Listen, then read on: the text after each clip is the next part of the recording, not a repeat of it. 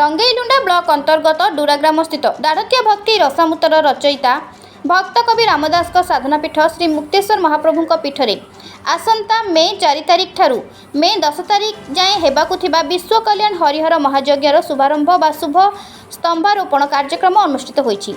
आज अर्थात मार्च 14 तारिख गुरुवार दिन सकाळ प्राय 8 घंटा समय स्थानीय ग्रामवासी भक्तों समागम रे श्री हनुमान महाप्रभु मंदिर ठारू शुभ स्तंभ पूजा अर्चना इत्यादि नीति पालन करा जाई विभिन्न मंदिर तथा ग्राम्य परिक्रमा करी प्राय 11 रु 11:10 मिनिट मध्य श्री मुक्तेश्वर महाप्रभु मंदिर परिसर रे पुनः पूजा अर्चना इत्यादि नीति पालन करा जाई शुभ स्तंभ स्थापना करा जायथिला।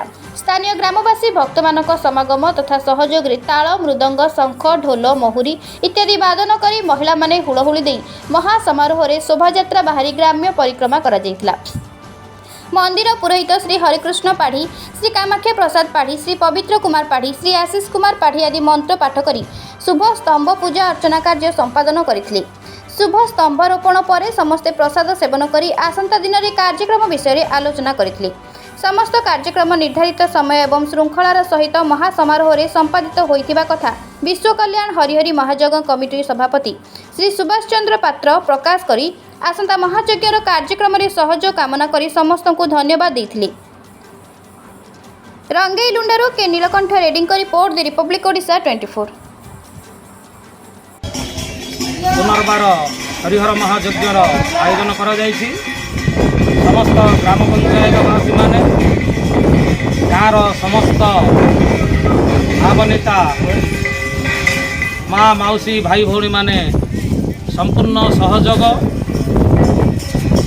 आज मीन संक्रांति उत्सव शुभकुंडर स्थापन व्यवस्था पूजा अर्चना ग्रामर परिक्रमा करी मुक्तेश्वर महादेव पीठरे शुभखुंटीर स्थापन करा जायछि। आसंता वैशाख मासर अक्षय तृतीया दिन यार समापन हेब। समस्त को विनीत अनुरोध एही हरिहर महायज्ञर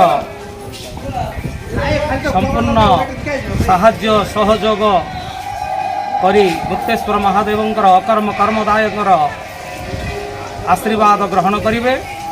समस्ते साहाय्य करिबा पई अनुष्ठान तरफरु वर्तमान मुझे ठिया होइछि हमर भाई किसी सी मत कहवाई अनुरोध कर तेणुक कहूँ जे आमर यही मुक्तेश्वर मंदिर डुराग्राम मुक्तेश्वर मंदिर भक्तकवि रामदास साधनार पीठस्थली से पीठस्थली आज हर हरि और हर दुई जनकर महायज्ञ विश्व शांति कल्याण निमंते तेणुक आज समस्ते ग्रामवासी मैंने एकत्रित हो शुभकुंठी स्थापन कर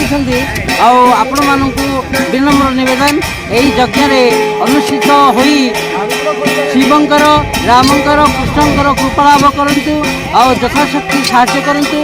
आपणकर एकांत काम्य आपण मैंने समस्ते आसी एकत्रित हो यार सदुपयोग करूँ कृपा लाभ करूँ। जय हिंद जय भारत माता। बड़ विशिष्ट ईश्वर मंदिर ये आज आमर महायज्ञ एठारे शुभकुंठी उद्घाटन कर ग्रामवासी आउ ये बड़ पवित्र जगह ये डुराग्राम आम ये दाढ़तिया भक्ति लिखिं आम कवि रामदास ये जन्म होती।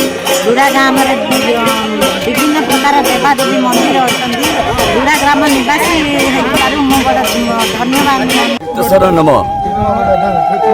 आज ये पवित्र दिन में शुभकुंडी आम स्थापन विश्व कल्याण हरिहर महायज्ञ तथा ग्रामवासी वृंद